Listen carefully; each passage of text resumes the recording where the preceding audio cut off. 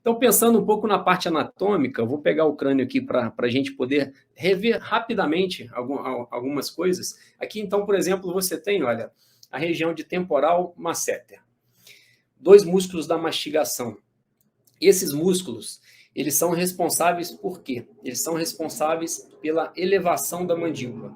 Então, quando você tem a paciente com a boca aberta, esse músculo masseter, você observa que ele aumenta de tamanho, ele alonga.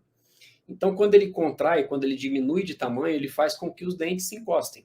Você tem a máxima intercuspidação, a mastigação. No momento da mastigação, no momento da fala, que os dentes se tocam, o que acontece? Esse músculo masseter, ele diminui de tamanho e o músculo temporal também diminui de tamanho. Então, eles são responsáveis por quê? Ele funciona de forma ativa como? Diminuindo de tamanho e contraindo. Então, quando você tem a contração do temporal e do masseter, você tem a elevação da mandíbula, o fechamento da boca. E, além do masseter e do temporal, você tem o terceiro músculo da mastigação, que é o pterigoideu medial, que ele está inserido nessa superfície interna aqui, ó, do ângulo da mandíbula, pegando parte do ramo da mandíbula.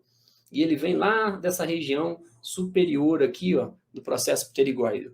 Então, você tem aqui o pterigoideu medial, a mesma coisa. O paciente abriu a boca, o que acontece? Esse músculo aumenta de tamanho, então ele alonga na abertura de boca. E no fechamento de boca ele contrai, ele diminui de tamanho. Além disso, você tem um quarto músculo da mastigação, que é o pterigoideu lateral. O pterigoideu lateral, ele está nessa região, por dentro aqui, ó, se a gente fosse remover o masseter daqui, você tem o pterigoideu medial exatamente aqui, ó. Aqui você tem o disco articular e aqui a cabeça da mandíbula. Ele se insere na parte anterior aqui da cabeça da mandíbula. E o pterigoideu lateral, ele tem dois feixes. O feixe superior, ele insere no disco articular, na parte anterior do disco articular, e se insere na parte anterior da cabeça da mandíbula. Quando eu falo cabeça da mandíbula, é o côndilo, que a nomenclatura hoje mais utilizada passou a ser cabeça da mandíbula e não côndilo mais. E o pterigoideu lateral inferior, que é o outro feixe do pterigoideu lateral, ele se insere apenas na parte anterior da cabeça da mandíbula. Então, raciocine comigo uma coisa. Se ele está inserido aqui, na parte anterior da cabeça da mandíbula e na parte anterior do disco articular que está aqui, quando ele diminui de tamanho, o que acontece? Ele traz a cabeça da mandíbula para onde? Para fora da fossa mandibular. Concordam? Então, quando você faz, por exemplo, a protrusiva, o que vai acontecer? O pterigoideu lateral superior e inferior, ele diminuiu de tamanho para trazer a mandíbula para frente, para fazer o movimento de protrusão. E o movimento de lateralidade, direita e esquerda? Você tem a contração, a diminuição do pterigoideu lateral superior e inferior desse lado, para você fazer a lateralidade para o lado oposto.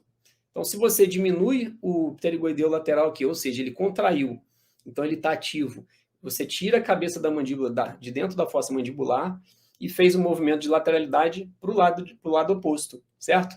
E o lado oposto, o que acontece com a cabeça da mandíbula? Ela faz apenas uma rotação, ela não faz aquela translação, ela não sai de dentro da fossa mandibular. Então, esses conceitos são assim, extremamente simples da gente recordar e super tranquilo de aplicar, de colocar na prática. Então, essa parte de anatomia dos músculos da mastigação realmente é extremamente importante. Você precisa saber qual músculo contrai nesses movimentos mandibulares. Então, você já conseguiu entender que quando você abre a boca, você tem a contração do pterigoideu lateral, certo? Superior e inferior.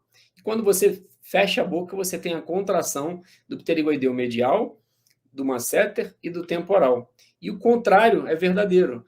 Ou seja, se esses músculos, pterigoideu medial, masseter e temporal, contraem para você fechar a boca, quando você abre a boca, esses músculos se alongam.